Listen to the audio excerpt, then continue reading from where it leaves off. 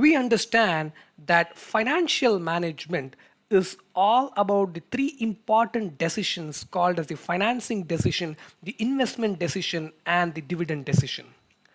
Financing decisions are decisions regarding the source or sources from which finance has to be raised.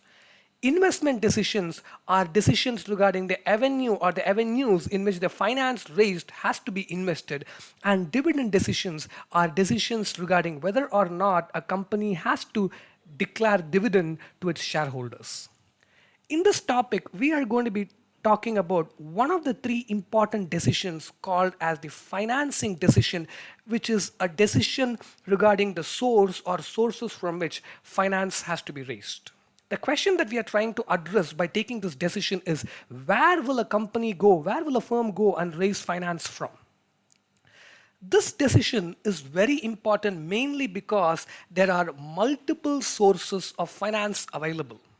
In most cases, when a firm wants to raise finance, there is more than one source of finance available. If there was only one source of finance available to a firm, then there's obviously no scope for any decision to be made. But in most cases, since multiple sources of finance are available, it's very important that a company takes a decision regarding the source or sources from which finance required has to be raised. In any decision making exercise, one of the most important factors that's always looked into is this factor called as cost associated with that decision. I'm not saying that cost is the only aspect or only factor that's considered in decision making, but in most cases, it turns out that cost is one of the important factors that's always considered before a decision is made. In this decision, financing decision also, one of the most important factors that's always going to be looked into is the cost associated with every source of finance. We understand that finance is to be treated like any product which is available only at a certain cost. Every good or every service, in most cases, is available only at a certain cost. Sometimes a certain good that comes from different sources is available at different costs. So, in the context of finance, also, which is basically money, money is going to be available only at a certain cost, and that too, money that comes from different sources may be available and in most cases will be available at different costs. So when a company has to take a decision regarding the source or sources from which finance or money has to be raised, the cost associated with the source from which finance is to be raised is definitely something that will have to be looked into. However, I would like to again call out the fact that cost is not the only thing that's looked into when a financing decision is taken, but is one of the most important things that's looked into when a financing decision is taken. Let's take a very simple example in a personal finance context to put all these things that we have learned till now into play. Let's take an example, a very simple example in the context of personal finance. Let's say you're planning to go in for an MBA degree and you want to do your MBA degree in a good B school. Let's say you find out that the MBA program that you're interested costs you 100 lakhs, 1 crore. Now, as soon as you see this, obviously, the next question that you're going to ask yourself is, where will I go for 100 lakhs? Where will I go for money? If I don't have 100 lakhs, obviously, I can't be getting admission into this MBA program. Where will I go for this 100 lakhs? So this 100 lakhs is what you have to invest in your MBA program. And the question you're going to ask is, where will I go for that? Now, this is a very good example of a requirement to take what we call as a financing decision in a personal finance context. Now here, you probably have many sources from which finance can be raised. Some examples. One, you could use your own savings, assuming that you've worked for some time and you have 100 lakhs with you, you have a crore with you, and now you want to go in for an MBA program. Obviously, you can use your own savings, so that is one source. Or alternatively, you can go to a bank and you can take a loan for 100 lakhs. That's another source of finance. Or you could have the business school sponsor your MBA. Now, even in this case, there is still 100 lakhs required for the MBA program, but the B school gives you a scholarship. So you basically obtain finance from the same institution in which you're going to be going in for the program. So that's what we call as a scholarship. So let's say there are three sources of finance in front of us: savings, your personal savings, or you could go for a bank loan, or you could get a scholarship from the B school in which you want to go in for this MBA program. Now, how do you take a decision? Do I use my own? Will you use your own savings? Are you going to go and take a bank loan? Or are you going to be going in for scholarship? That's what we are looking into when we take this decision called as a financing decision. Now, in the same example here, assuming you didn't have a possibility of the B school giving you a scholarship, then this is something that is ruled out. It's not even going to be anything that we'll have to be looking into because that's not going to be there. And let's further assume that you don't have a savings of 100 lakhs. Then that's again another thing that you'll not need to worry about. And if that is the case, the only thing possible for you is a loan, and there's no scope for any financing decision to be taken. So what's important to understand is only when there are multiple sources of finance available for you, a decision needs to be taken. Now, let's probably remove this B school scholarship away from our example. Let's take it out from our example. Let's say we have only two sources of finance. We have savings. Let's say this is one source. Let's assume we have about 100 lakhs of our own money that we have saved over the past several years we worked. And then let's say we also have the option to go to a bank and take a loan of 100 lakhs. Let's say these are the only two financing choices available in front of us for us to get this requirement for the MBA program. Let's see how we can think about how to make a financing decision, how to take a financing decision. Now, one of the important things that we will definitely look into before choosing savings or loan is the cost associated with each source of finance. Now, what is the cost associated if I go in for savings? What is the cost associated if I go in for a loan? I'll probably look into both of these things, and maybe that's going to be one important factor that will guide me in my decision making. Let's say I go to a bank and I ask the bank for 100 lakhs. Obviously, the bank is not going to give me that. Assuming the bank agrees to give me a loan, it's not going to give me the loan free of cost. The bank is probably going to say, you know what, you pay me 15% interest on the money that you take. Now, we all understand that this interest on the loan that the bank has told us is the cost associated with the loan. At a very high level, we understand that the interest associated with the loan is the cost of the loan. So we know if we go in for a bank loan, we have a cost of 15% for the money that we are going to obtain. Now, if I go in for using my own savings, am I going to be having a cost? Well, this is a very important question that I'm going to be answering now and also take up for discussion at a later point in time. If I use my own money, if I use my own savings, will I have a cost of finance? Will I have a cost of money? Will I have some number that I can compare with 15%? Well, at a very high level, it doesn't look like there is a cost because I'm not going to anybody and taking money from any person. I have money with me. I'm using my own money. So where is the question of any interest or any cost? So it might look like we don't have any cost when we are using our own savings. But here is where we should closely understand the fact that if we say there is no cost associated with using our own savings, we are making a great blunder. This is because we don't have an explicit cost associated with using our own savings, but we definitely have an implicit cost called as an opportunity cost when we use our own savings. Now, what is the meaning of opportunity cost, and why did I use the phrase implicit cost when I talk about savings? Let's take some time to look into this. Now, I have 100 lakhs with me. Now, I'm looking at this MBA program, and I'm seeing if I can put all my savings into the MBA program tuition fees. Just let's ask ourselves a question. If we didn't do that, what could we have done with the savings? Obviously, we are not going to allow the savings of 100 lakhs to just sit idle. We may be looking at possibilities of investing the 100 lakhs of our savings if we didn't have to use this. So let's say if we didn't have to use this 100 lakhs for the MBA program, we could invest this, and investing the savings could probably give us, let's say, 18% return. Now, where are we going to go and invest this money? What is the source? Or what is the avenue in which this money is going to be put? Let's not bother about that, but let's assume that we are able to find some avenue where we are going to be investing our 100 lakhs at 18%, if this is not going to be used for any purpose. Now, it's important to understand that If I use this 100 lakhs for my MBA program and don't go and invest there, I am foregoing the ability for my money to generate an 18% income for me. So this is very important. When I don't use my 100 lakhs for investment and I use it for my MBA program, I am sacrificing my investment possibility. And since I'm sacrificing my investment, I'm also sacrificing the return that I can get on my investment.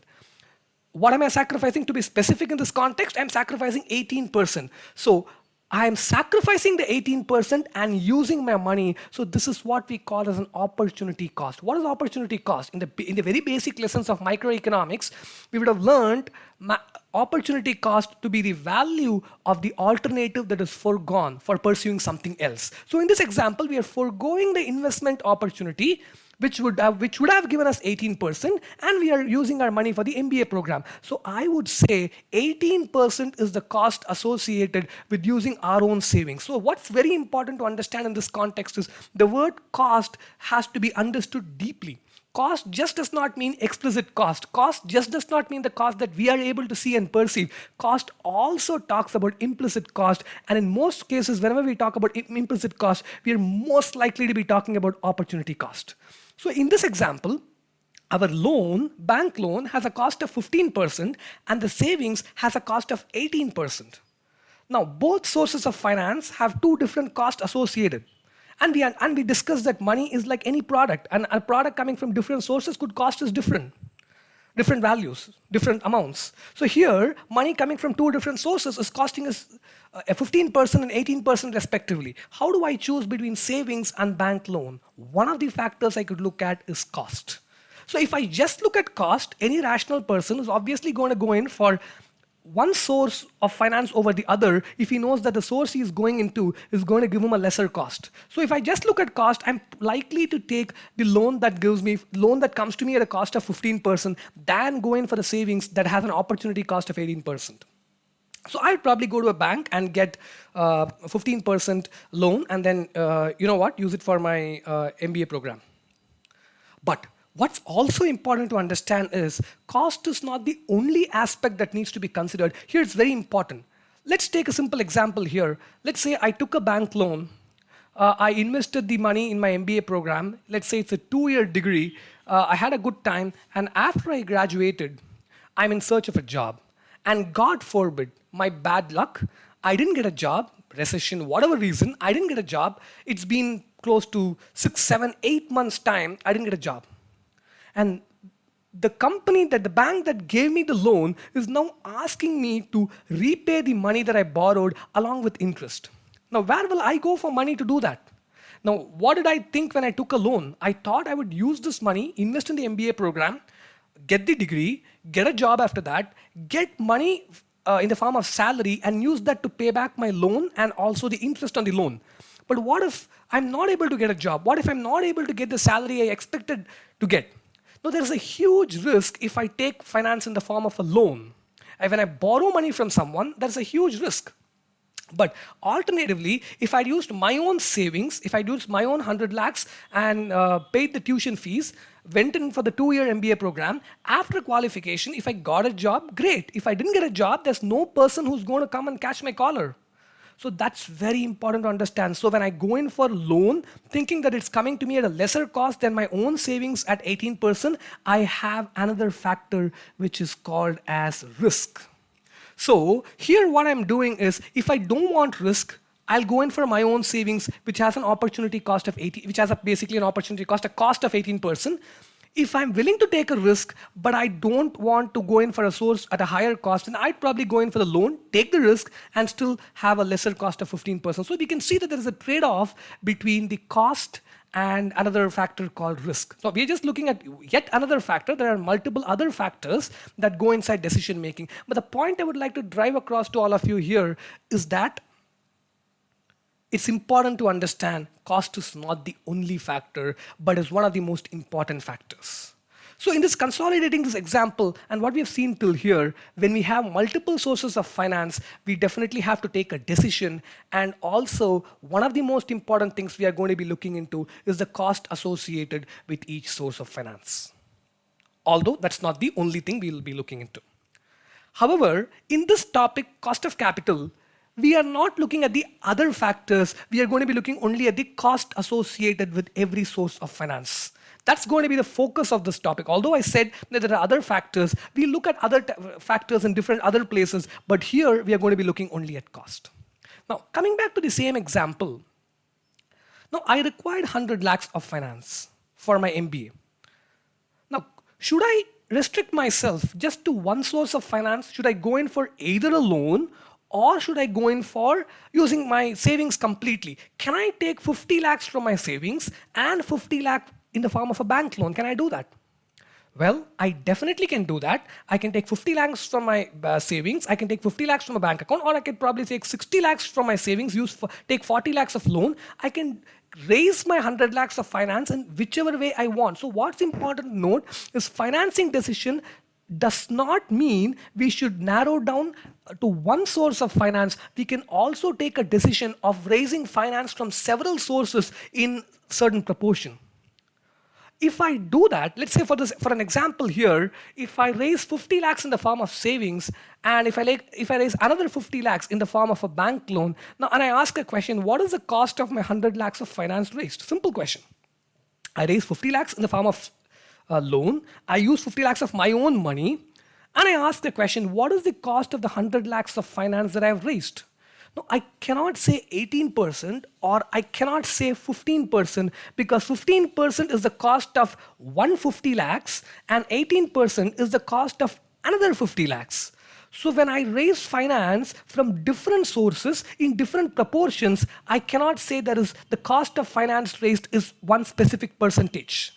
In these cases, what I'm likely to say is I would neither say 18% or 15%. I would say I have what's called as an average cost of finance.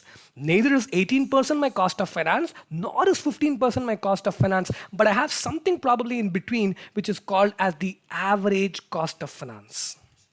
So, the most important takeaway from this discussion is if I raise finance from only one source, then the cost of finance is the cost associated with that source. If I raise finance from multiple sources, then the cost of finance raised is going to be the average cost of finance. Cost associated with one source is also called as component cost of capital. So what do we mean by component cost of capital? Cost associated just with one source of finance. Here, for example, loan is one component. So the component cost of loan is 15%. Savings is one component. And the cost associated with this component is 18%. So one source of finance, let's look at component cost of capital, multiple sources of finance in some proportion, then we'll have to definitely start looking into the average cost of capital because that's only what is going to make complete sense to us. And we're not going to be making sense of component cost of capital when we go in for multiple sources of finance. The focus of this topic here is going to be around understanding component cost of capital and also finally the average cost of capital. Now what's important to note is we don't have anything called the average if we don't have something called the component cost. Now if I need the average of 18% and 15%, first I need 18%, I need 15%. So if we don't have component costs of capital, then there's no use in talking about the average cost of capital. So this topic would first focus on a deep understanding of the component cost of capital. And once we have had that, then we will be focusing finally towards the end of our discussion, we'll be focusing on the average cost of capital. That's something that's very important to understand. So what have we seen till now? FM is about 3 decisions. And one of the important decisions is financing decision. That's regarding a source or sources from which finance has to be raised. We understand there are multiple sources. You could raise either from one source or from a few sources or from all sources in whatever proportion. Every source has a cost associated. If you're talking about raising finance from all sources, we have an average cost of capital. And however, cost is not the only factor. There are other factors also. Now, let's focus on the usage of this word capital. All along, we have been talking about raising money and the word we have been using is finance.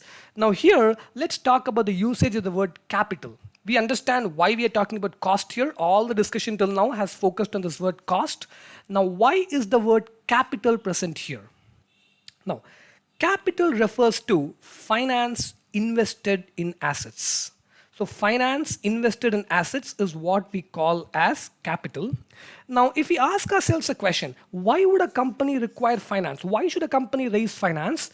This is mainly because it has to be invested in assets. So a company or a firm raises finance mainly for the purpose of investment in assets. Now, the next question is, why should a firm invest in assets? Assets are what help you do business. So to do business, you need assets, and for assets, you need money. And for money, and for having money, you need to raise money. So I could say finance is raised for the purpose of investment in assets, which will help you do business.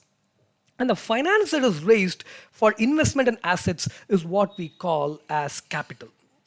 So that is why we use the phrase cost of capital interchangeably with cost of finance. So at least at a very high level, cost of finance, cost of capital can be interchangeably used.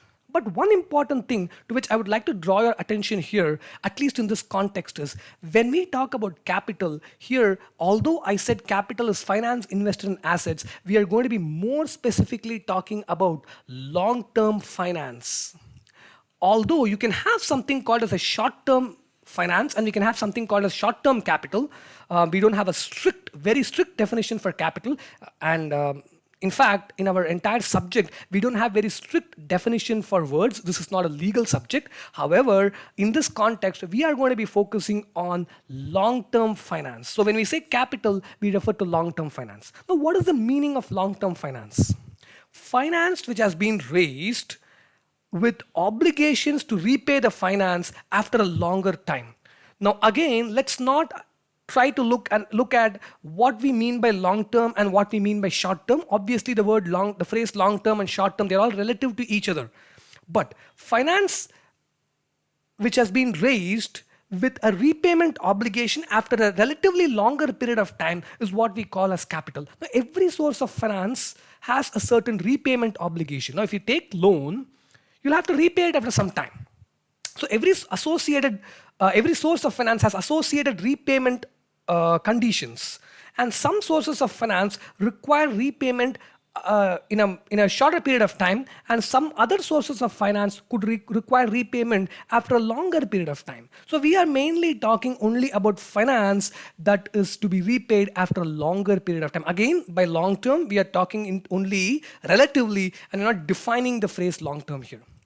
Now, let's say a company raises money from shareholders and uses that money to invest in assets. A company issues equity shares, raises finance from shareholders in the form of equity shares, uses that finance to invest it in assets. Now the question is this finance repayable at all? Now we understand that finance raised from shareholders is not repayable at a specific point in time. So can I call it capital? Now what's important to understand is, it is not that the finance raised from equity shareholders is not repayable at all. It's only the point that the finance raised from equity shareholders is not repayable so long as the company is in existence. At the time the company is wound up, definitely finance has to be repaid to the shareholders. Now, how is it going to be repaid? We have some flexibility there. Let's not get too much into that right now because that's not the exact scope of discussion here. But it's important to understand that even if it's finance raised from equity shareholders, it looks like in the foreseeable future, if the company is going to continue, we don't have to repay. But at some point, if the company is wound up, we definitely have to repay. But we don't expect the company to be wound up in 2 months, 3 months, 4 months, 5 months, or 6 months. We have the going concern principle, which says at least if the going concern principle is applicable in a certain case, we understand that the company is expected to continue at least for a foreseeable future.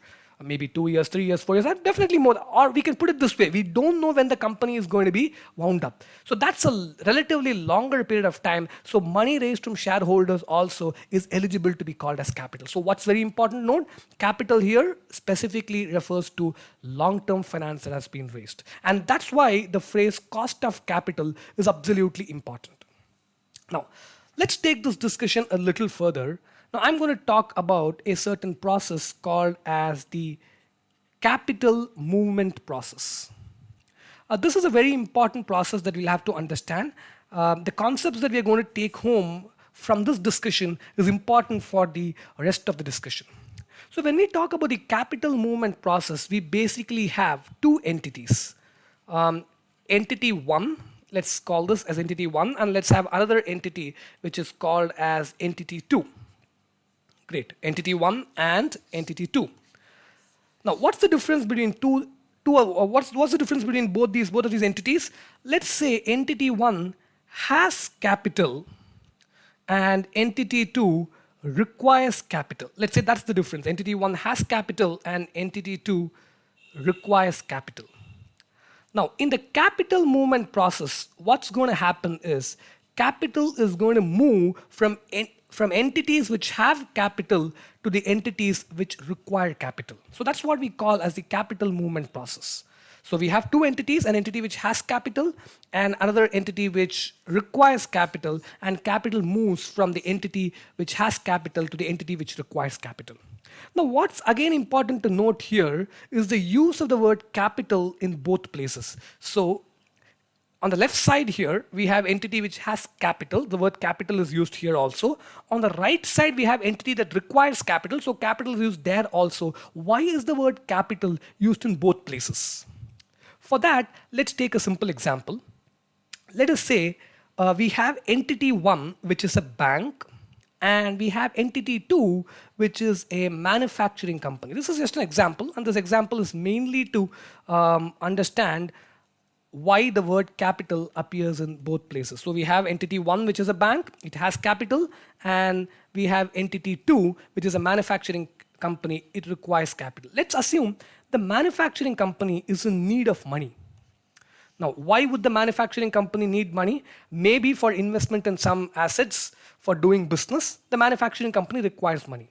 The company approaches the bank. Let's assume the bank has money. The company approaches the bank for money, and let's say the bank extends money to the manufacturing company. The bank extends finance to the manufacturing company in the form of a loan. Now, if we take this example here, it's very easy for us to understand why the word capital has been used in both places. Let's look at this first from the manufacturing company's perspective, and then let's go and understand it from the bank's perspective. Now, from the manufacturing company's perspective, a quick question. How do you think the manufacturing company is going to use this finance which has been raised? Obviously, we said that the manufacturing company is going to use it for investment in assets. So we understood that capital was finance which was raised for investment in assets. So assuming that this finance raised has a repayment obligation after a longer period of time, this is eligible to be called as capital because it is for investment in assets. So from the recipient's angle, recipient of money, which is the manufacturing company, from the manufacturing company's angle, we understand why the word capital makes sense. Now, from the bank's angle, the giver of money, why will the word capital make sense? The bank is basically giving loan to the manufacturing company only because the bank has money with it. Now, the money that the bank has, by way of giving a loan, the bank is actually investing its money in an asset. Now, why do I say that? Let's look at the business of banking. What is banking? Banks raise finance in the form of deposits, and they invest that finance by giving loans. And the investment that is made by a bank by giving loan is an asset for the bank. So the bank which has money is investing its money in an asset and doing business by way of giving loan. And we understand that finance invested in asset is what we call as capital. So both from the bank's perspective and also from the manufacturing company's perspective, in our example here, we understand why the word capital is very, very important. So in the bank's perspective, also money is invested in asset. In the manufacturing company's perspective, from the manufacturing company's perspective, also capital is invested in asset. So that's why we have the word capital appearing in both places. So what's the capital movement process? It is movement of capital from entities which have capital to entities which require capital. An important thing to understand here is entities which have capital and give it to the other entities, they are called as investors. In this entire process of capital movement, the entities which have capital and give it, they are called as investors, and the entities which require capital and take it, they are called as investees. So we have investors and we also have investees in the capital movement process. Now, what is in it for the investor in the capital movement process, and what is in it for the investee in the capital movement process? That's also something important to understand. Now, the investor is going to get a return on its investment. So, any investor which invests its finance in some place is obviously doing it to get a return. So, the investor is going to get a return on investment. And the investee, in our example, the manufacturing company, is going to incur a cost of raising finance. So we understood previously that finance raised obviously comes at a cost. So in the capital movement process, we understand that the investor has a return on investment and the investee has a cost of finance raised, cost related to the finance that has been raised. And at a concept level, we should be able to appreciate that the return on investment is equivalent to the cost of finance raised at a concept level. Now, this is like saying somebody's income is some other person's expense. A company which pays salary to an employee, from the company's perspective, the salary paid is an expense. And from the employee's perspective, the salary received is an income. So somebody's expense was some other person's income. So the investee's cost is the return on investment for the investor. So this looks like a very simple relationship, but I would say this is a very important relationship. And in most places in the discussion that is to follow, we are going to be leveraging on this understanding that we have had now.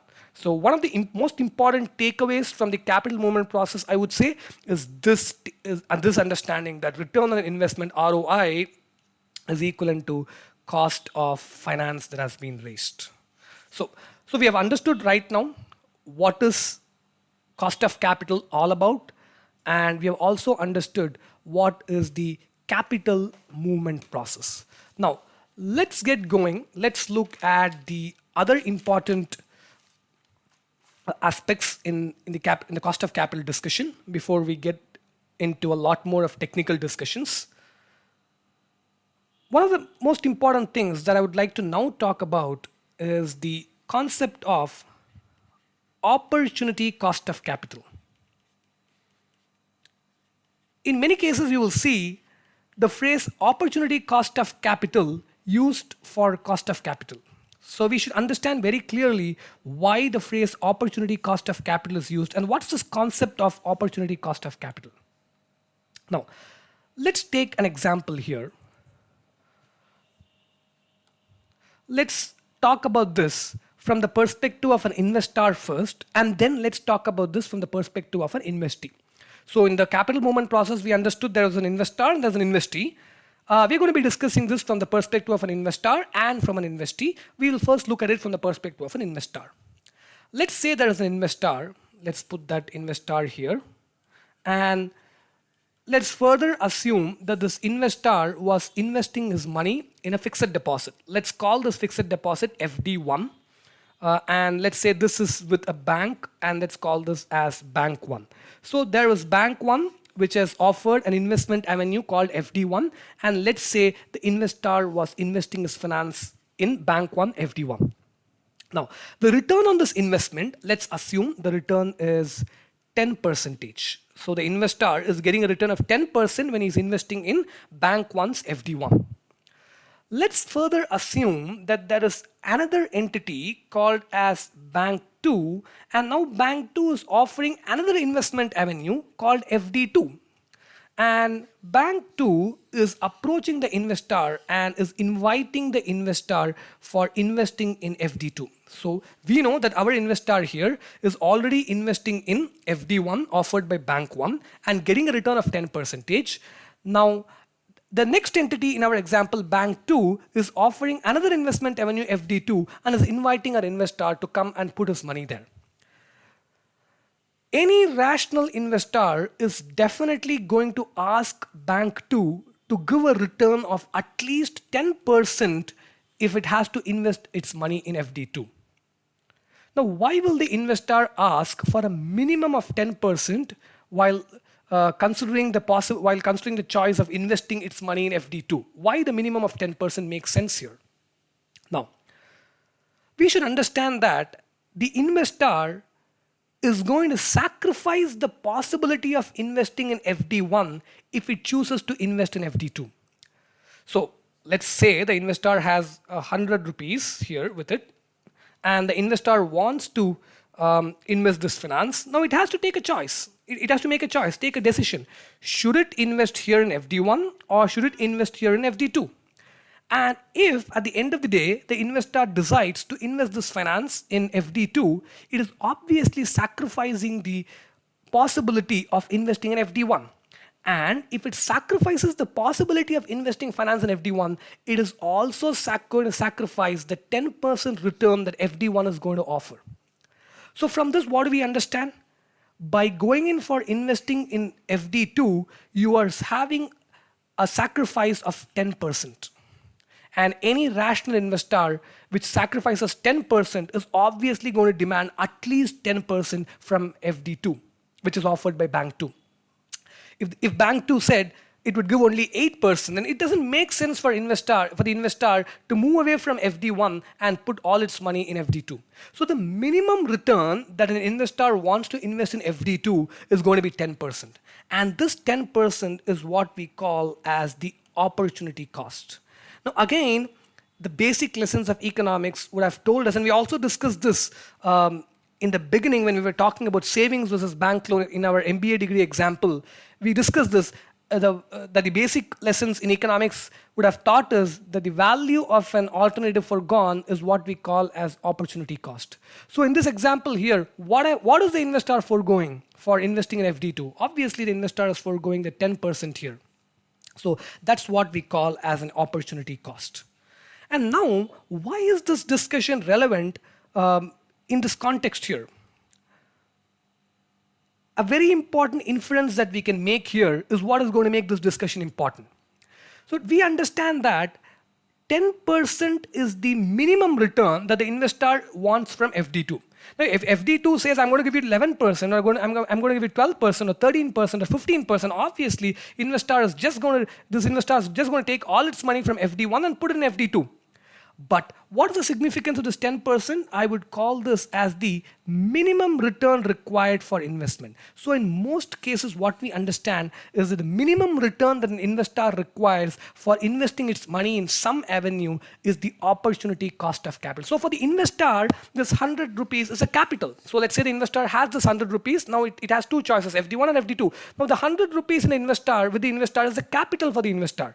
And there is going to be definitely an opportunity cost if it forgoes one and goes for the other. And obviously, if you talk about investment, it's a mutually exclusive decision. If you want to put your money in FD1, that money you can't put it in FD2. And you want to put it in FD2, you can't put that money in FD1. So when you're having a mutually exclusive decision to be taken, in most cases, in all cases, I would say, you're going to be having an opportunity cost.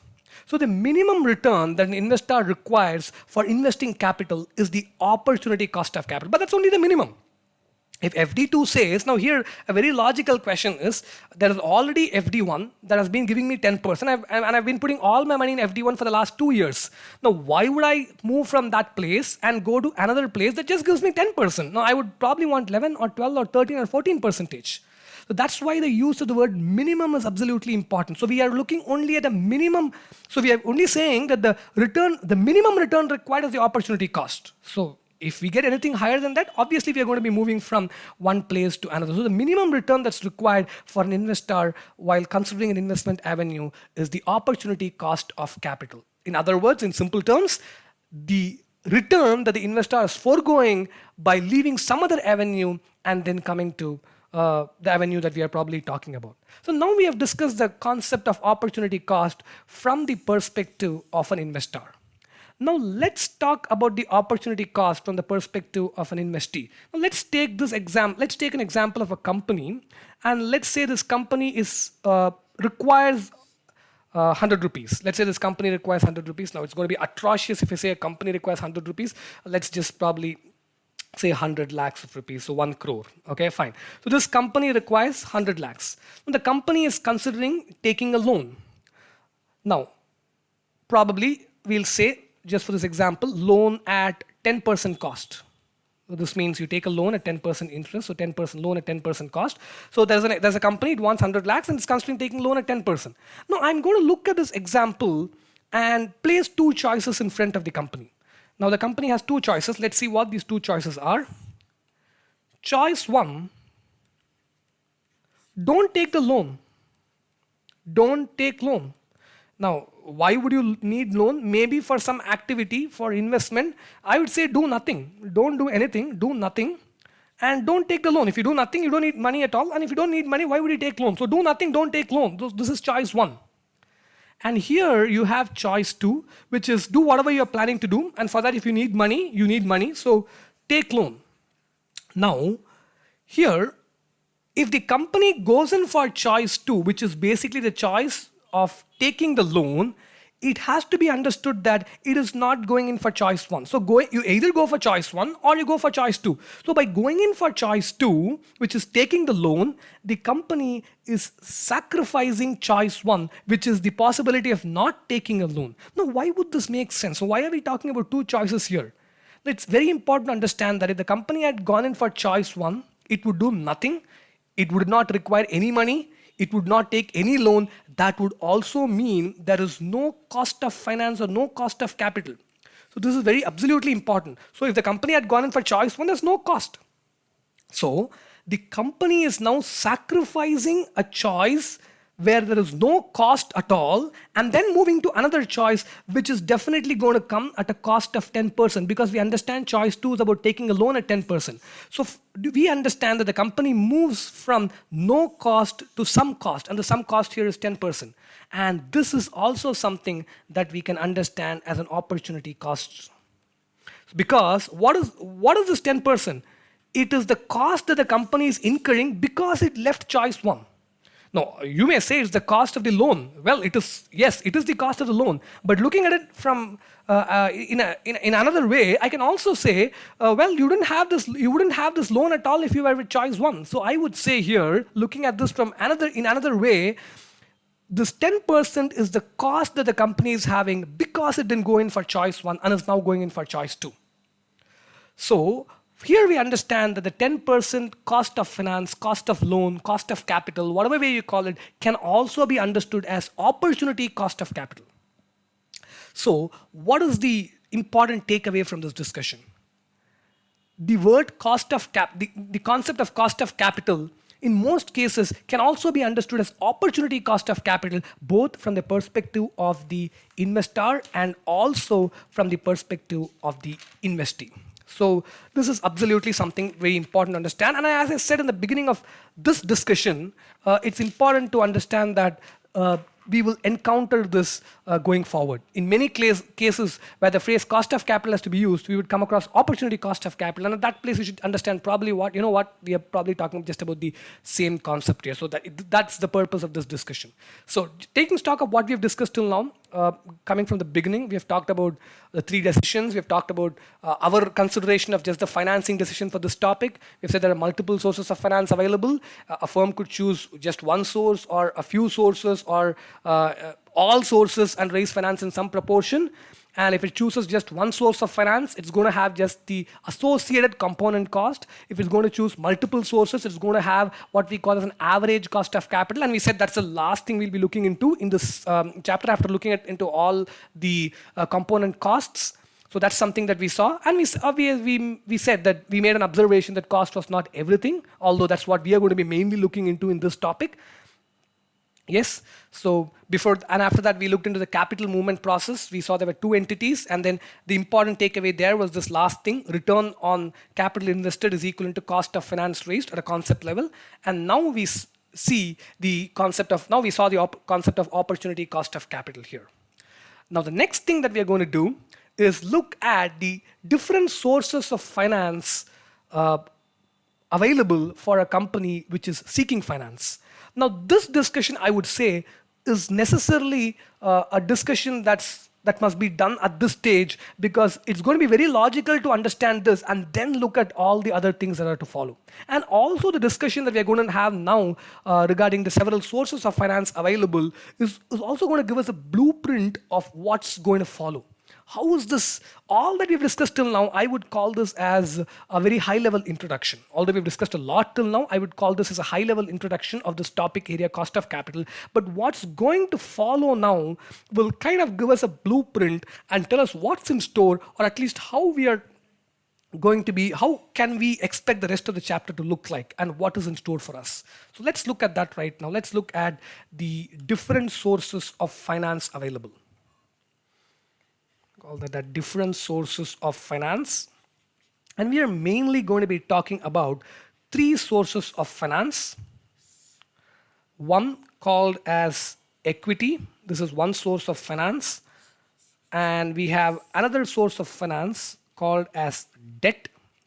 And then we have the third source of finance, which I'm going to put this in between. This is called as preference shares, or sometimes also called as preferred stock. So we have three sources of finance: equity, debt, and preference shares. And we also understand the reason why preference shares is put in between equity and debt. So what do we mean by equity? In very simple words, equity basically refers to owner's money. So owner's finance is what we call as equity. So in the context of a company, we understand that the owners of the company are shareholders. So shareholders' finance, or shareholders' money is what we call as equity. So as a company, if I'm raising finance from shareholders, if I'm using shareholders' money, then I'm said to be using equity as a source of finance. I'm said to be going in for equity financing if I use shareholders' finance. Now, another source of finance that's very commonly used is debt, which is basically borrowed finance. So when I say borrowed finance, what I mean is it doesn't come from owners, it comes from an external lender. Now, who is that external lender? And in what terms are we going to raise finance from that external lender as a company? All that's for discussion later. But the fact that that finance is from an external lender has to be repaid after a specific point in time, and is not, in fact, coming from one of the owners of the company, is what we understand when we say borrowed finance. And debt is what we call as borrowed finance. Now, we have something in between called as preference shares. What is preference shares? I would say this is finance coming from preference shareholders.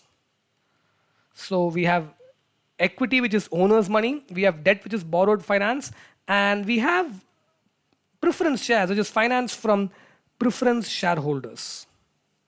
Now, who are these preference shareholders? I would call them a group of shareholders who have a preferential treatment compared to the common group of shareholders, the equity shareholders. So we have the common group, we have the common stockholders or shareholders, we call them as the equity shareholders. They are the owners of the company. And we have another group of shareholders who are called as preference shareholders. They're going to be having a preferential treatment over the common shareholders or the equity shareholders. Now, let's not look into at this moment what is the preference that they will be getting. That's not actually a part of this discussion here. But the fact remains that they are also shareholders, but they get a preferential treatment. Now, they cannot be called, they are not the owners of the company, so they can't be merged with this group here on the left. Similarly, you can't completely call it as a borrowed finance also. You can't completely call it a borrowed finance, mainly because you can't see everything that's there here in preference shares. And you also can't see everything that's there here in equity here in preference shares. So that's why I kind of call this preference shares as something in between equity and debt, has some characteristics of equity and also has some other characteristics of debt. But let's not bother too much about it right now. When we look at preference shares, we're going to be looking at preference shares in a lot of detail. When we do that, we'll be focusing a lot more on what kind of animal we'll be looking at. But let's have it for a later point in time. So we have three main sources of finance: equity, we have preference shares, and we have debt. So when a company raises finance from equity, it is going to have what's called as cost of equity, assuming that the entire finance that the company requires is raised from equity, raised in the form of equity. Then we have cost of equity. If the entire finance is raised in the form of debt, if the entire finance is borrowed finance, basically, we have what's called as cost of debt. And if entire finance is raised from preference shareholders in the form of preference shares, then we have what's called as cost of preference shares. So we have cost of equity, we have cost of debt, and we have cost of preference shares. Now, what's important also to note here is how these are generally referred to. This is pretty important because we can't always be writing all of these things completely. It's going to be these are some. It'll take a lot of time, right? So let's just have some short forms for all of these things. Cost of equity, it's generally referred to as K to the subscript E. Cost of debt, it is referred to as K to the subscript D. And cost of preference shares is referred to as K to the subscript P. So KE is cost of equity, and KD is cost of debt, and KP is cost of preference shares.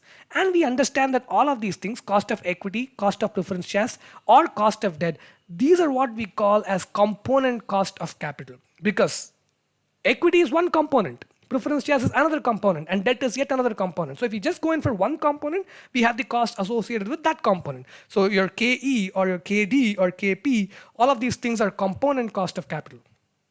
But if we go in for all the sources and raise finance from each one of these sources or two of these sources in some combination, then we are going to be having what's called as an average cost of capital. So that's called as KO. So an average cost of capital, let me put it here, or let me put this here. An average cost of capital is called as KO. K to the subscript O. O stands for overall cost of capital. Now, we'll not focus a lot on this. We will have a separate discussion towards the end of this topic area. After we have discussed every individual component cost of capital, we will be looking at the average cost of capital.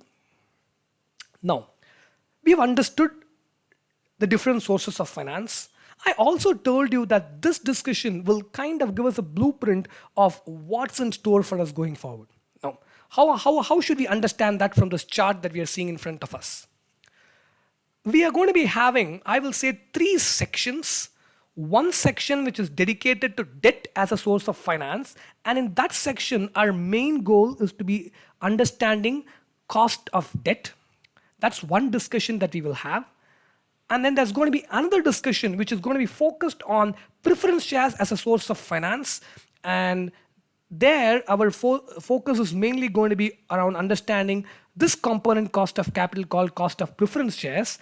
And then we have yet another segment of discussion which is going to be focused on having a detailed discussion about equity as a source of finance. And there, our focus is going to be looking at cost of equity as the component cost of capital. So once we do this, we discuss cost of debt, we discuss cost of preference shares, we discuss cost of equity, then we can go in for the fourth component, I would say, which is the overall cost of capital, or what's also called as the average cost of capital. But once we discuss the component cost of capital, then I personally feel that the overall cost of capital is just going to be a very trivial discussion. Although it's a very important concept, in terms of discussion, it's not going to take a lot of time like the other discussions would take, because by the time we come to the overall cost of capital, we would have learned in a lot of detail about all the component cost of capital. And guess what? The average is an average is basically an average of all the components. So that and I'm also going to be discussing all these things in the way in which I've numbered here. The first thing that we are going to be taking for discussion is going to be debt, and that's why we have number 1 here. And the second thing I'm going to be discussing is preference shares, and the third thing I'm going to be discussing is equity, and then the last thing is going to be obviously the average cost of capital. One more important thing I would like to highlight at this stage is when we go in for the first discussion, which is basically debt as a source of financing and cost of debt as a component cost, we are going to be looking into a lot of principles, a lot of concepts we will be looking into when we discuss debt as a source of finance and also cost of debt as a component cost. But once we have all those principles in place, when we come to cost of preference shares, we can apply almost all of those principles in understanding cost of preference shares as a component cost, only adjusting for 1 or 2 differences that would be very relevant for us from the perspective of cost of capital. So almost all the principles that we learn in cost of debt can be applied in cost of preference shares, just for those one or two adjustments that we would, one or two things, points that we'll have to consider. We will be looking at that later. And once we finish our discussion there, cost of equity is also a place where we're going to be applying a lot of learning that we have had in cost of debt and cost of preference shares. Although we will have a few points in cost of equity, which would be things that we'll be looking into, and we wouldn't have looked into those things in debt or in preference shares. So we would have some new learning element in equity, but that's also going to be something that's going to be a small part, I would say, of the entire discussion we'll be having on cost of equity. So why I make this point very clear is because if you look at debt as a source of finance and we invest a lot of time in cost of debt, it might look like we're spending a lot of time on one source of finance, but it doesn't. But the time that we're going to be spending on the other sources is not going to be equivalent to the time that we're going to be spending on debt. So we're going to be borrowing a lot of principles that we have learned in debt as a source of finance and cost of debt, and then all the other discussions is going to be much easier. And also the reason why I choose debt as a source of finance to start with is because I personally feel debt is one source of finance that's very easy to understand. At a conceptual level, debt is one source of finance that's very easy to understand. Now, why is it easy to understand? I'll not probably look into that right now, but when I start discussing about the basic features of debt, we will automatically understand the meaning of my statement. Debt is a very simple source of finance to understand. And also, when we talk about equity as a source of finance, the third discussion, we'll understand that one of the most difficult things to intuitively completely understand is equity. The calculations that we are going to be looking into here in equity would be simple. They all would be simple.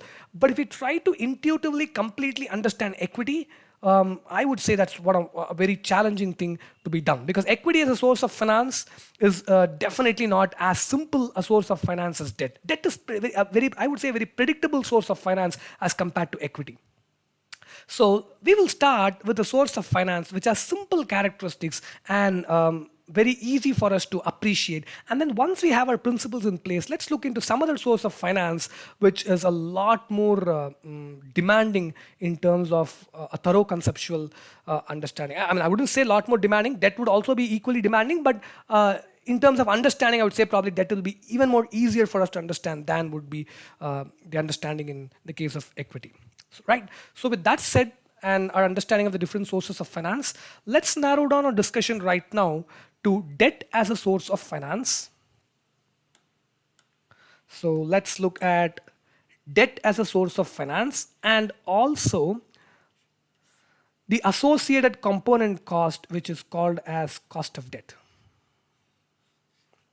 Now, when we talk about debt as a source of finance and cost of debt, it's important to understand that we have several forms of debt, and we are going to be having a discussion about each one of those.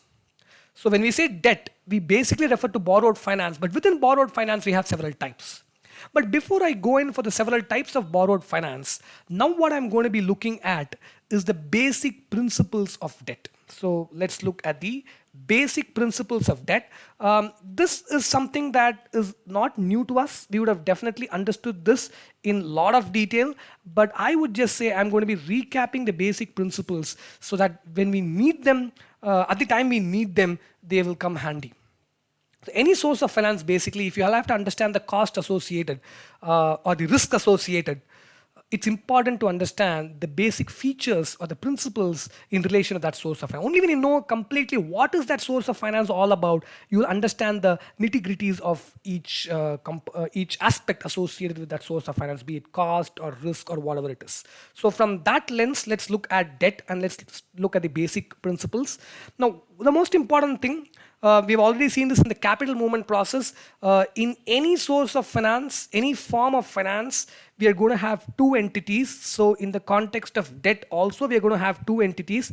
One entity is called the lender of finance and the other entity is called as the borrower of finance. So there are two entities. And as you would have rightly guessed, finance is going to move from the lender to the borrower and in the form of debt, which is basically a borrowed finance. So there are two entities, a lender and a borrower, and finance moves from lender to the borrower. Now, another important thing to understand is there is a contractual relationship between the two entities. So when you have the lender and the borrower, we have a contract between the lender and the borrower. And in the beginning, finance flows from the lender to the borrower in the beginning, and this is called as the principal value of the debt. So in the beginning, we have finance flowing from the lender to the borrower, which is called, and that amount that flows from the lender to the borrower is called as the principal value of debt. Let's take an example. Let's say that the borrower requires 1,000 rupees and 1,000 rupees is given by the lender to the borrower. So this 1,000 rupees in our example here is what we call as the principal value of the debt. Now, once this finance has been obtained by the borrower has the right to use this finance for a specific time. And that's called as the term of the debt contract. That's something very important. So when we talk about debt as a source of finance, and if I couple that with a previous discussion that we had where I told you that any source of finance has a stipulated repayment aspect involved, here when we talk about debt also, we'll have to be talking about the stipulated repayment obligation. So once the borrower has obtained finance from the lender, the borrower has the right to use the finance for some specific time. After that time, the borrower has to repay the finance to the lender. So the time for up to which the borrower can use the finance is what we call as the term of the debt contract. So the term is the time for usage of finance by the borrower. This is called as the term of the debt contract. Now, by the time the term of the debt contract gets over, the finance obtained has to be repaid. So repayment is another important concept that we'll have to understand. So there is a term of the debt contract, and by the time the term gets over, repayment of the finance borrowed has to happen. So the borrower has to return the 1,000 rupees to the lender. Now when we talk about repayment, there are several ways in which this can be done. What's important, very important, is by the time the term gets over, the entire finance has to be repaid. That's only important. But the way in which the repayment has to happen can differ. Now, let's take a simple example here. Let's assume that this 1,000 rupees which was raised in our example here, let's say it's for 5 years. So the borrower has the right to use this finance of the lender for 5 years' time. By the end of 5 years, the entire 1,000 rupees that was initially received must go back to the lender. Now this can happen in different ways. The borrower can keep quiet for the entire 5 years, and at the end of the 5th year can pay 1,000 rupees to the lender. Or instead the borrower can say, you know what, let me not do that. I have 5 years. Each of the 5 years, I'm going to be returning 200 rupees to the lender. So every year end, the borrower can give the lender 200 rupees. Or the lender might tell the borrower, you know what, you don't need to pay me for the first 2 years. You don't need to repay. From the 3rd year onwards, you start repaying. 3rd and 4th year, you repay 400 rupees at the end of each year. And the last year, you would have 200, repay 200 at the end of the 5th year. So that's possible. So there are different repayment possibilities. That's absolutely fine. But what's important is by the end of the 5th year, the entire finance obtained has to be repaid. And what is the mode of repayment will be established by way of the legal debt contract that's there between the lender and the borrower. When I say legal debt contract, what I mean is a contract that's enforceable by law. Fine. So what have we learned till now? The two entities involved, and the term of debt is one important thing, and also there's something called as a repayment of principal obtained, and that has to be done by the time the term of the debt contract comes to an end. Now, during the term, the borrower has to make a payment to the lender or has to make payments to the lender in the name of interest. So the borrower has to make a payment or payments in the name of interest. This is a very important concept that's associated with debt as a source of finance. What is this interest? This is a compensation that the borrower makes to the lender for usage of money. So interest is compensation for using money. So we understand, let's get back to our example here. We have the lender which has given the borrower 1,000 rupees for 5 years' time. Now, let's assume that the borrower is going to return the entire 1,000 rupees at the end of the 5th year. till the time the lender gets back its 1,000 rupees, the lender is not able to use this 1,000 rupees. The borrower is able to use the lender's finance, and that's exactly the reason why the borrower took this money from the lender. But the time the borrower is using the finance, the lender is not able to use the finance.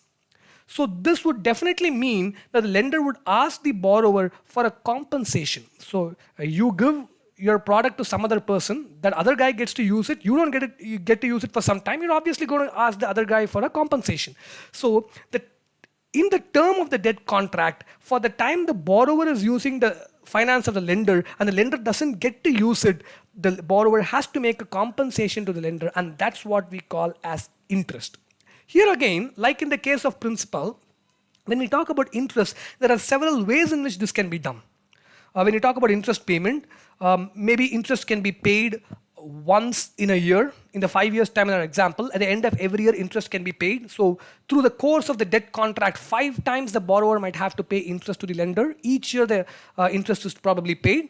Or the borrower makes just one interest payment to the lender at the end of the 5th year, accumulates all the compensation that the borrower has to give the lender, and at the time the principal is repaid, let's say the principal is repaid at the end of the 5th year, at that time one interest payment is made. That could be possible.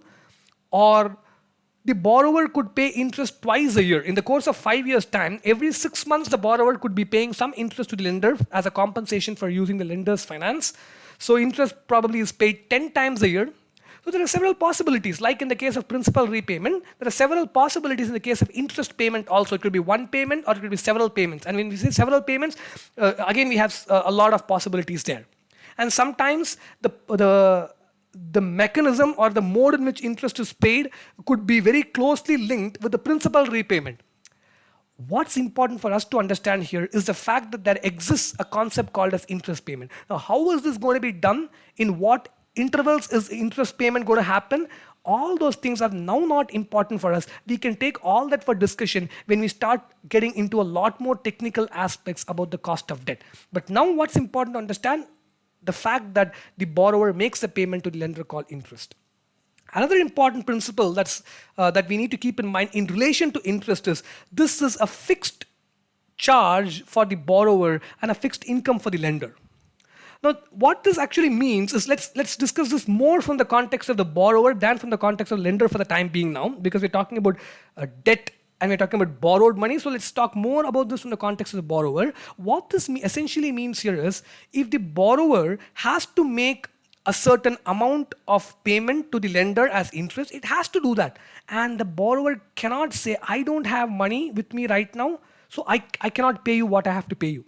I have not made profits this year, so I cannot pay you what I have to pay you. So that's something the borrower cannot say. So the interest is a fixed charge. This is a fixed charge that comes from the contractual relationship between the lender and the borrower. So any particular time period, if the borrower is supposed to be making an interest payment to the lender, but the borrower has not made sufficient profits, that's not going to be an excuse that the borrower can give to the lender.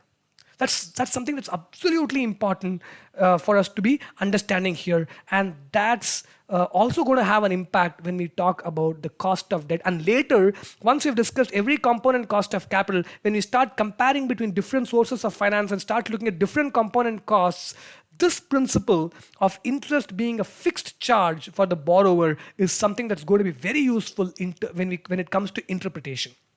So that's some principle, that's something important that we'll have to keep on top of our heads when we talk about debt.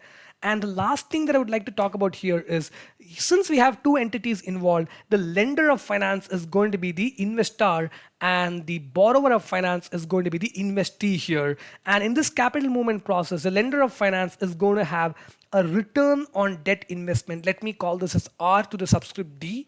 And the borrower of debt finance is going to have a cost of debt finance raised, and let me call this as K, call that as K to the subscript D. And at a concept level, I'm going to say the RD is going to be equivalent to the KD. The return on debt investment is going to be equivalent to the cost of debt finance. And this is merely at a very conceptual level that we're discussing. And this is a very important relationship that we are going to be leveraging in most cases when we go in for further technical discussions on cost of debt.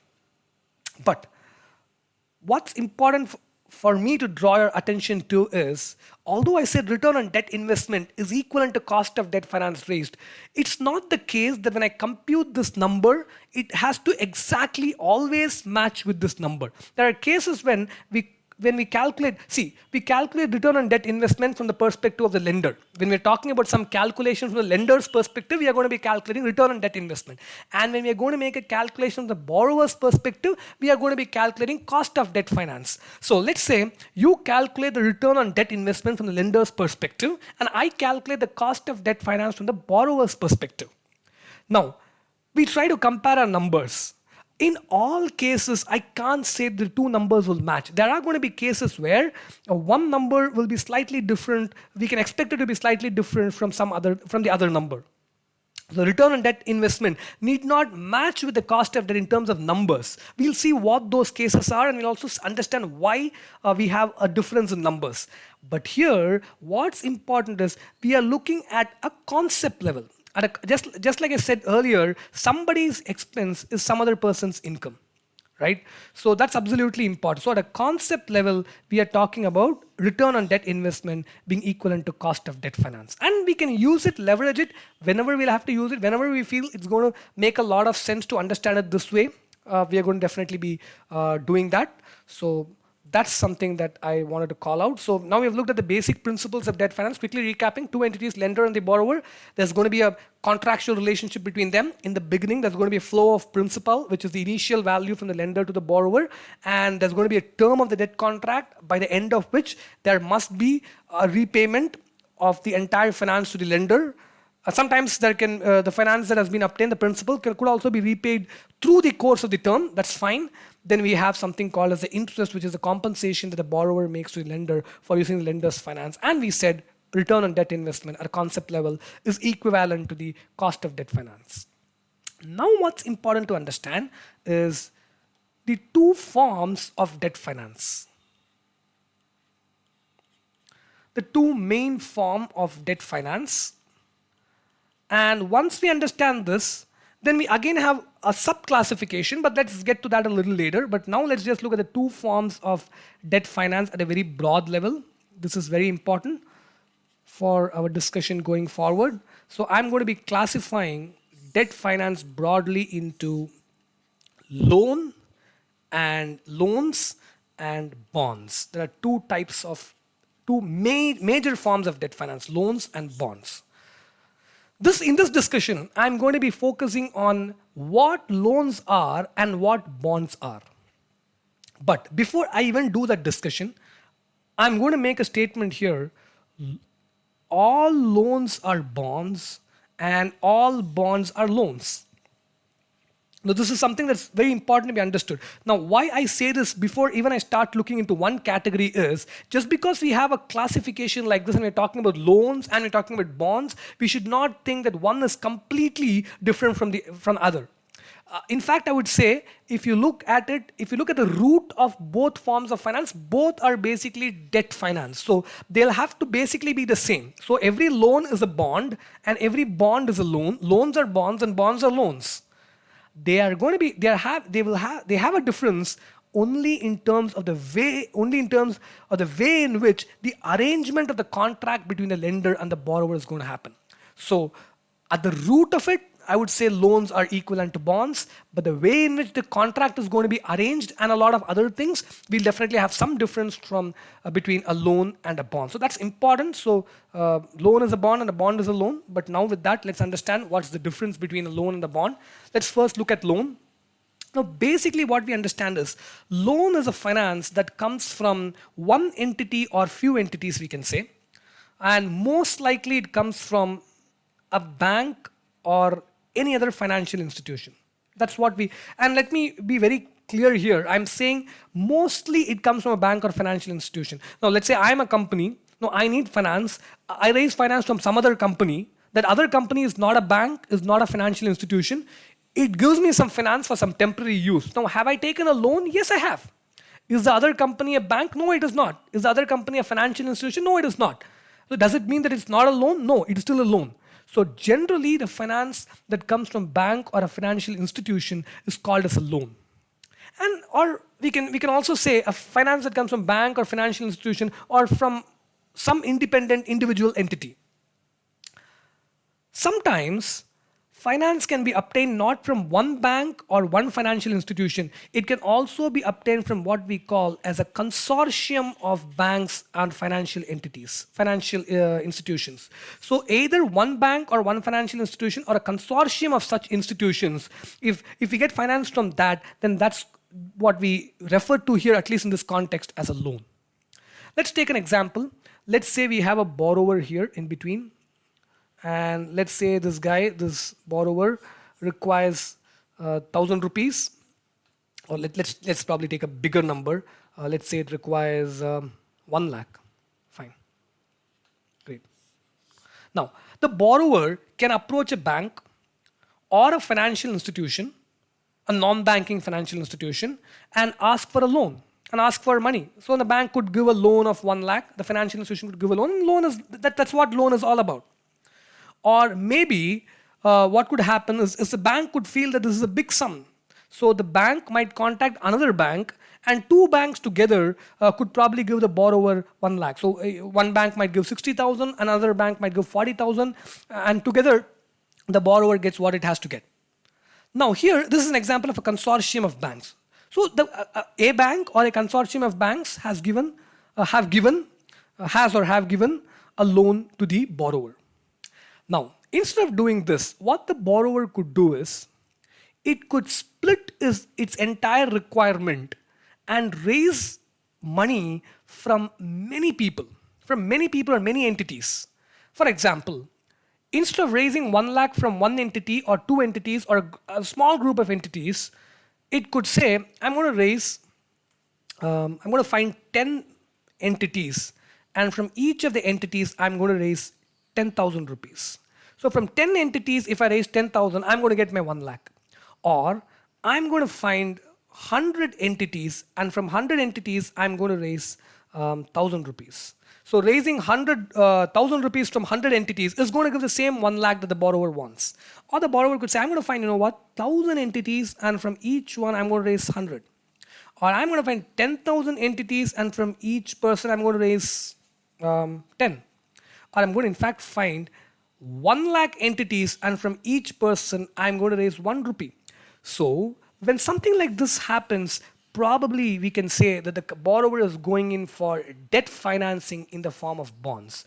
Bonds are securities which allow the borrower to raise finance by way of issuing that security and acknowledging a debt. Now what actually happens here is, let's look at the first example. We basically have 1, 2, 3, 4, and 5. We have 5 scenarios here, all of which give us our 1 lakh here. Let's say we are the borrower. 5 scenarios, all of which give us our 1 lakh.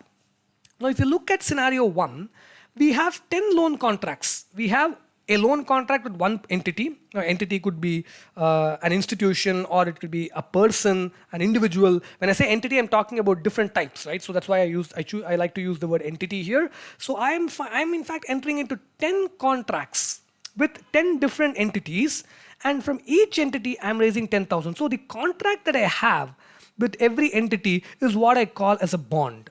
So I mean, it's like in common parlance, we say, let me give it to you in bond paper. I promise this. So what is a bond paper? It's like a legal contract that's enforceable by law. So with each of the 10 entities here, the borrower has a bond, which is a loan contract, and it has raised 10,000. Here in a second example, $100, from 100 entities, it has raised 1,000 rupees each from each. So here with 100 entities, it has bond contracts, 100 bond contracts. And similarly for the third, fourth, and fifth situation. The fifth situation, it has contacted 1 lakh entities, and with each entity, it has a loan contract which is called a bond, and each bond gives the borrower a right to raise 1 rupee from every such entity with which the borrower is having a bond contract. So that's exactly what bond is all about. Now here what we have to understand is the loan contract between the borrower and the bank or financial institution, this can also be called a bond. And the contract between these entities all over here, these entities and the borrower, that can also be called a loan. That's why I said every loan is a bond and every bond is a loan. But what's the difference? One difference that appears to us immediately is you have many number of people participating in giving you money. That's something that's very important. When you talk about a bank or a financial institution, you don't have that many number of people participating in the game, right? You can have 5 banks or 6 banks, but you can't have 10,000 banks, each bank giving you 10 rupees. That's meaningless. But you can have 10,000 individuals who could each give you 10 rupees. So at the first sight of this table, we understand that in the context of bonds, we have many number of people participating in giving you finance, giving the borrower finance. And the most important thing that we'll have to keep in mind when we talk about bonds is there is what we call as a secondary market for bonds. This is something that we don't have for a loan. In case we say there is a loan for which we have a secondary market, then automatically it's a bond. So we have a secondary market for a bond. Now, what is a secondary market? A market where once a certain security, here when I say bond it's a contract, it's a debt contract, and it's in the nature of a security, it's like a share. So that's what I mean when I say security. Let's not go into the technical definition of security, but let me draw your attention to this by saying it's something like a share. So here what happens is, let's take the third example for instance here. The company, let's assume the borrower here is a company. The company has issued 10,000 debt securities and it has 1,000 debt contracts, and by way of each contract it has raised 100 rupees. Now, all of these 1,000 guys here have the contract of security with them as a proof. Now, tomorrow, one of these 1,000 guys, let's say that guy does not want to wait for the company to repay the money it has obtained. Now, obviously, we understand there's a debt source of finance. Let's say every bond is for 2 years' time, just an example. At the end of 2 years, what do we understand? The company has to repay each of those 1,000 guys 100 rupees, because that's exactly what the company has obtained from the lender, from each of the 1,000 lenders. So if the lender waits for 2 years, at the end of the second year, let's probably say in our example, the company is going to repay the 1,000 rupees. The 100 rupees to each of the 1,000 guys. One of the guy here says, I don't want to wait for 2 years' time. What it could probably do is go to a market, and in the market, it could sell the contract that it has with it, which is the bond contract, which is what we can call in short as bond. It could sell the bond in the secondary market to some other person, and the other person could buy that bond. So when the other person buys it, that person is now going to get the right to receive money from the company. So what happens is, let's say out of this 1,000 guys here, one guy called A is there. Now this guy A does not want to wait for 2 years. Now he could go to the market and he could say, I don't want to wait, let me sell off my bond contract. That could be another guy called B who might pay money to A and get the bond. So now what happens is, now who is the bond holder of the company after this transaction? B is the bond holder. So the company is now going to make a payment to B. And what has happened to A? A need not have waited for 2 years. A could just have sold the bond to B, and has received the payment from B. So what happens is, B says, you know what, I'll take your bond from you, I'll get the money from company, but let me compensate you now by paying you what the company would have paid you, or something else. It's not exactly what the company would have paid B, that B must be paying A. That's a technical discussion that we will look into later. But the point I want to drive across here is this can happen. But can it happen in the context of a typical loan? No.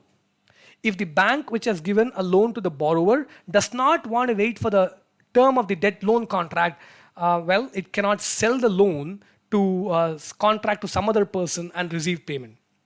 But it can happen in the context of bonds. So just like how a person can sell a company's share if it wants to, if the person wants to exit from that, or a person can buy a company's share, the person wants to enter into. Similarly, in the case of bonds also, that is definitely possible.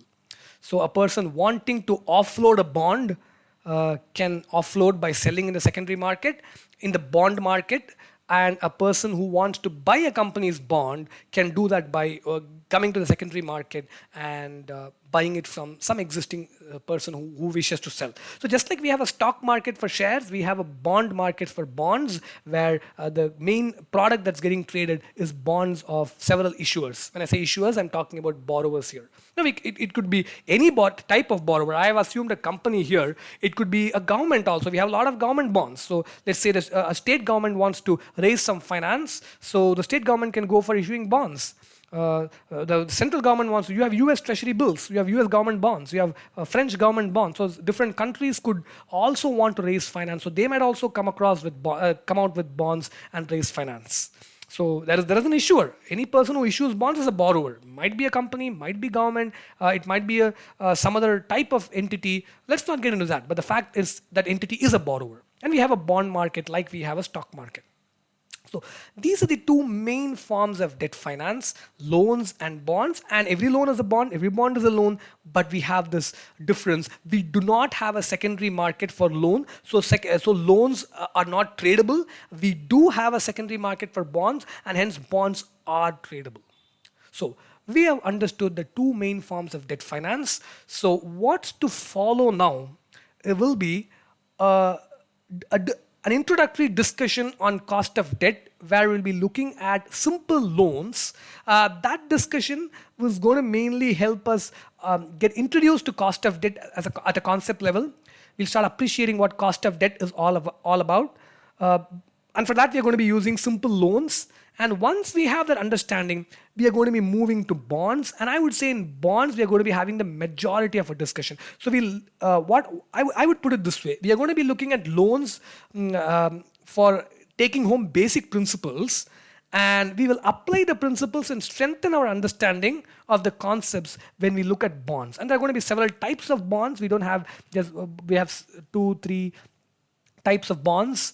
We look into all of those things later when we talk about bonds, but that's going to be the way forward. So some discussion on simple loans to understand cost of debt, and then application of all those things and a greater understanding of cost of debt when we look at bonds.